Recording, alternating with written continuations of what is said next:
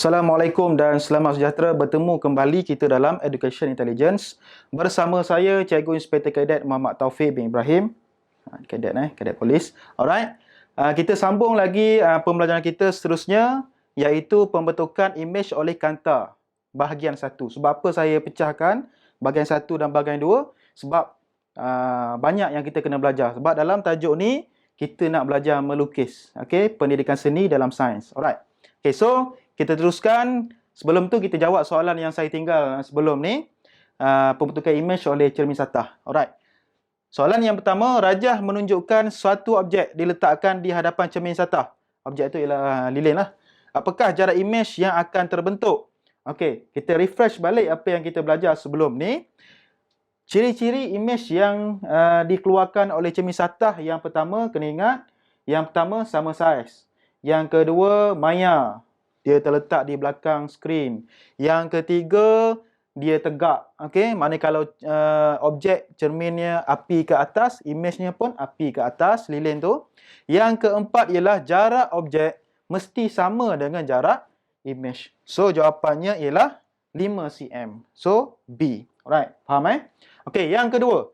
Rajah menunjukkan satu imej yang terbentuk oleh cermin satah. Okey.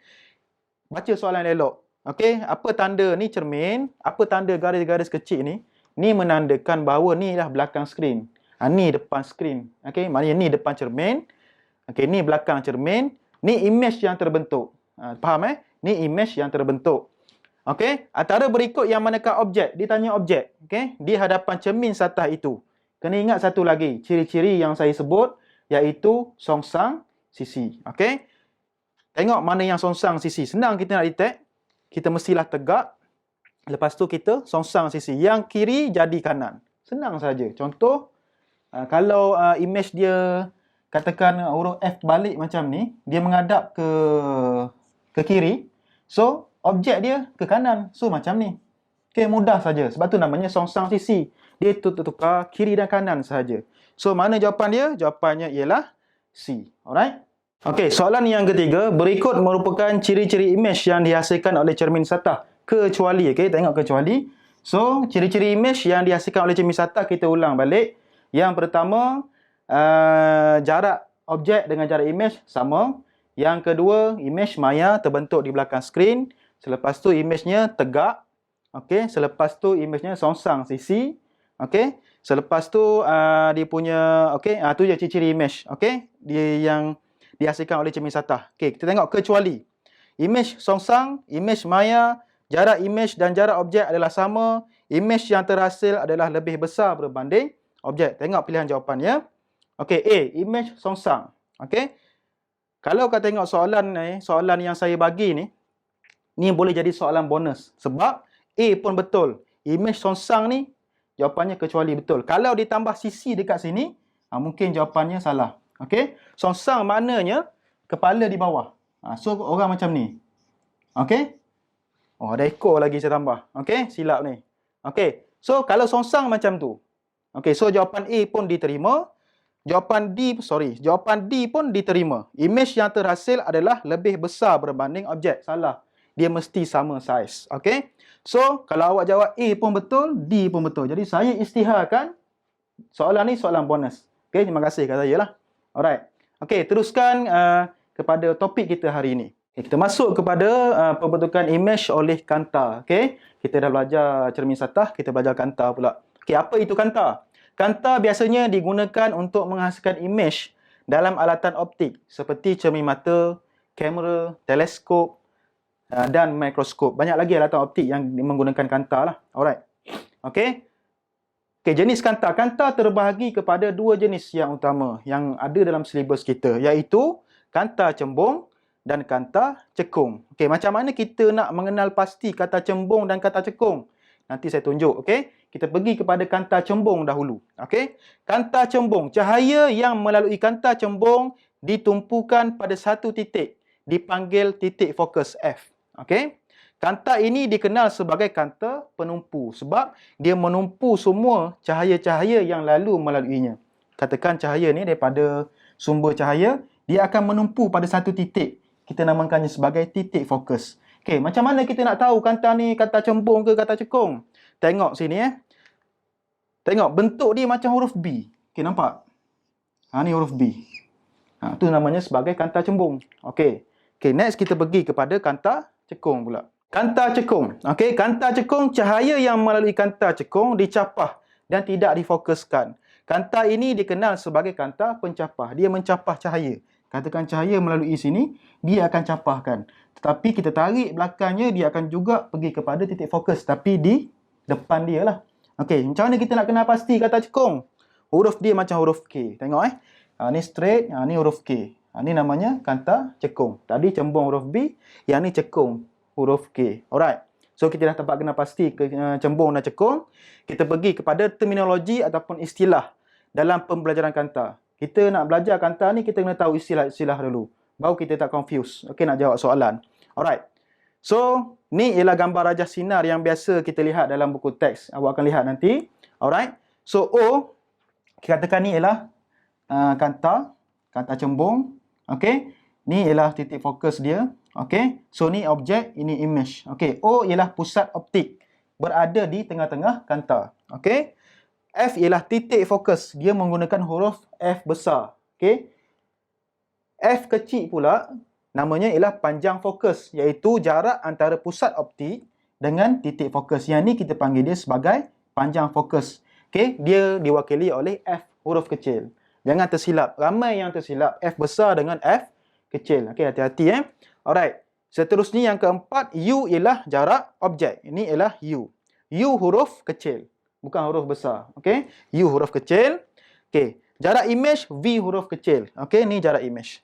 Ni kena tahu. Basic dalam pembelajaran kanta. Kalau tak tahu, memang kita akan confuse. Okey, cuba ingat betul-betul. Okey, ni objek. Okey, ni kanta cembung.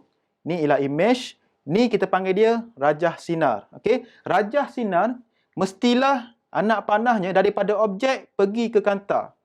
Okey, bukannya daripada kanta pergi ke objek. Sebab kita nak tengok objek, cahaya daripada objek masuk dalam mata kita. Baru kita dapat tengok objek tu.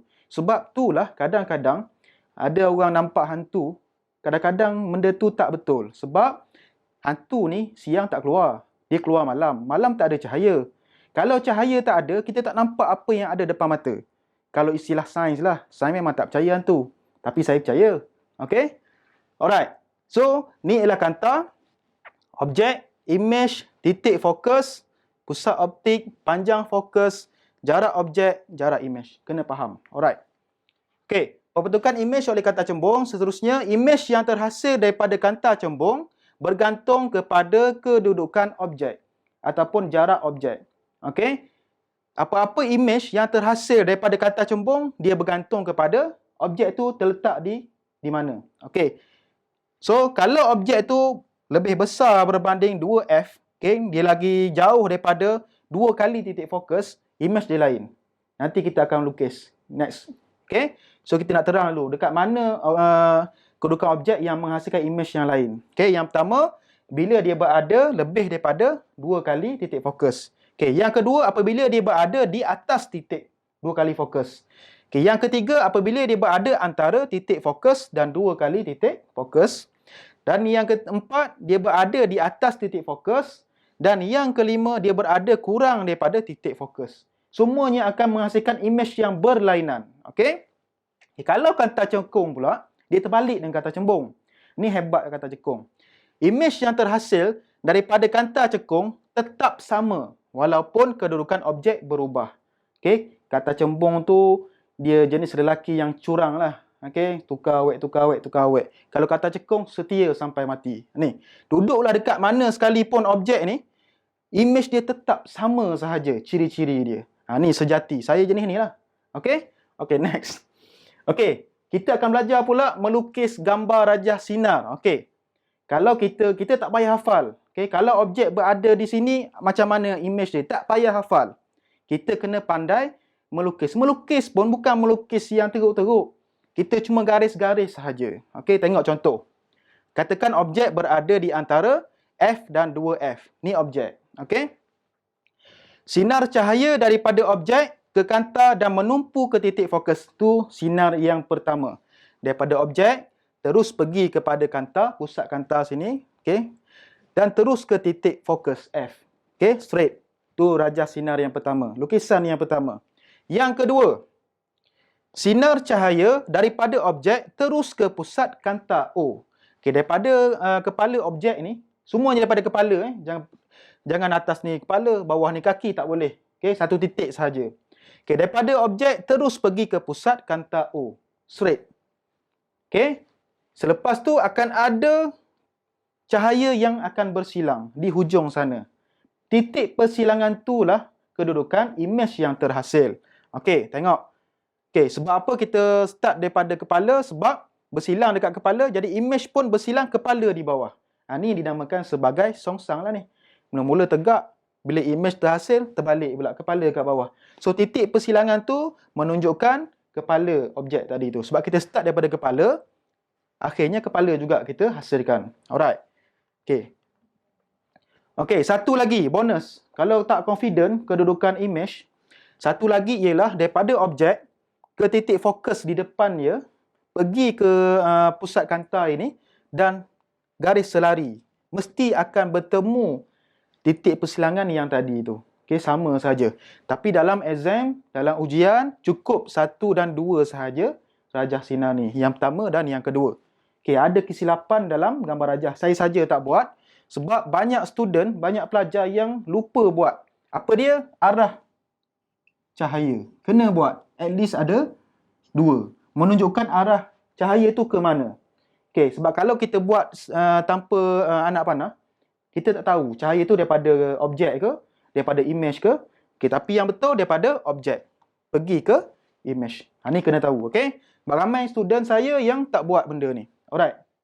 Okey, kita pergi pula kepada melukis gambar rajah sinar bagi kanta cekung. Tadi cembung, sekarang cekung. Okey, katakan objek kekal pada kedudukan yang sama di antara F dan 2 kali F.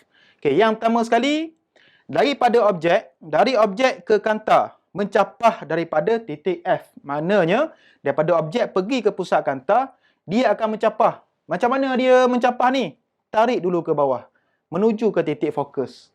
Baru kita tarik ke atas. Okey? Tu rajah sinar yang pertama. Yang kedua, sama juga. Dari objek terus ke pusat kanta. Terus ke pusat kanta. Okey? So, di situ ada titik persilangan. Titik persilangan itulah menandakan kedudukan imej. Okey, kanta cekung ni, imej dia terbentuk di depan ni. Dan dia dalam keadaan tegak, bukan songsang. Sebab titik persilangan dia ke atas. So, kepala dia dekat atas. Okey, imej akan terhasil. Alright. So, habis bab tu, nanti kita akan belajar lukis lagi. Okey, macam mana kita nak melukis. Kalau objek ni yang berada kat sini, imej dia berada kat mana. Nanti kita next. Okey, saya bagi latihan dulu, cuba jawab. Antara berikut yang manakah bukan alat menggunakan kanta? Okey, mata manusia, mikroskop, periskop, teleskop. Okey, refresh balik. Okey. Apakah yang diwakili oleh F, U dan V? Saya baru explain tadi. F tu apa? U tu apa? Dan V tu apa? Okey, cuba cari jawapan. Yang ketiga, antara pernyataan berikut, yang manakah benar mengenai kanta cembung dan kanta cekung? Okey, ni ada pilihan jawapan. Baca betul-betul. Ada jawapannya. Alright. So, next kita akan belajar pembentukan imej oleh kanta bahagian 2. Okay, bahagian 2 ni banyak melukis. So, sediakan pensel, sediakan pembaris, sediakan cetak kosong. Jadi, kita akan buat sama-sama lepas ni. Okay, jumpa lagi. Setakat tu saja. Sekian, terima kasih. Assalamualaikum dan selamat sejahtera.